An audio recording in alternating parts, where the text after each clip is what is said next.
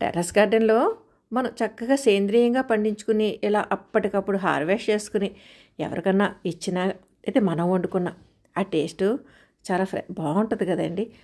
మనం తాజాగా కోసిన కాయగూరల రుచి మామూలుగా సేంద్రియ పంటే చాలా టేస్టీగా ఉంటుంది.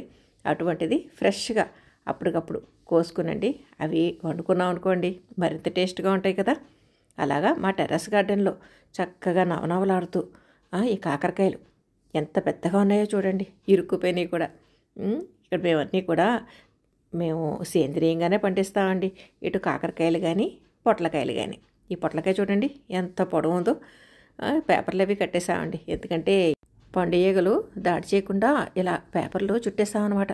ఇంతంత పొడవు కాయగూరలు ఇవన్నీ కాయడానికి కారణం ఏంటనుకుంటున్నారు? ఇదిగోండి మట్టి మిశ్రమం, సాయిల్ మిక్స్. మేము వీలైనంత వరకు మా గార్డెన్లో ప్రూన్ చేసిన కొమ్మలు, ఎండాకులు, కిచెన్ వేస్ట్ కంపోస్టు వీటితోటే తయారు చేసేస్తామండి. ప్రత్యేకంగా ఏవేవో ఎరువులు కొనేయడం తీసుకురావడం ఇటువంటివి ఏమీ ఉండవు. అంతా కూడా సేంద్రియం, అది కూడా తక్కువ ఖర్చుతోటే. మేము మట్టి మిశ్రమం కలుపుకోవడం, వాటిల్లోనే విత్తనాలు పెట్టుకోవడం. పొట్లకాయలు చక్కగా ఎలా కాసినాయో చూడండి, అలాగే కాకరకాయలు. ఏవైనా సరే మనం ఇది చూసారా, తోటకూర ఎంత పొడవు పెరిగిందో. మనం అనవసరమైన రసాయనాలు అవి ఏం వేయకుండానండి సేంద్రియ పద్ధతిలో వంటింటి వ్యర్థాలు అలాగే ఎండాకులు ఇటువంటివన్నీ ఉపయోగించుకున్నాం అనుకోండి చక్కటి దిగుబడి అందుకోవచ్చు. మొక్కలు ఎప్పుడైతే హెల్తీగా ఉన్నాయో అప్పుడు చీడపీడలు కూడా తక్కువగా ఉంటాయండి. నేను సాయిల్ మిక్స్ ఎలా చేస్తాను ఏంటి అన్నది డీటెయిల్డ్గా చాలా వీడియోస్లో చూపించాను.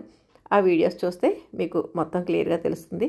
ఇదిగోండి పొట్లకాయ, ఈ కవర్ కూడా వేసేయడంతో అండి చక్కగా ఎంత ఫ్రెష్గా ఉందో. ఇంత తాజాగా ఉండే కాయగూరల్లో పోషకాలు కూడా అధికంగా ఉంటాయండి.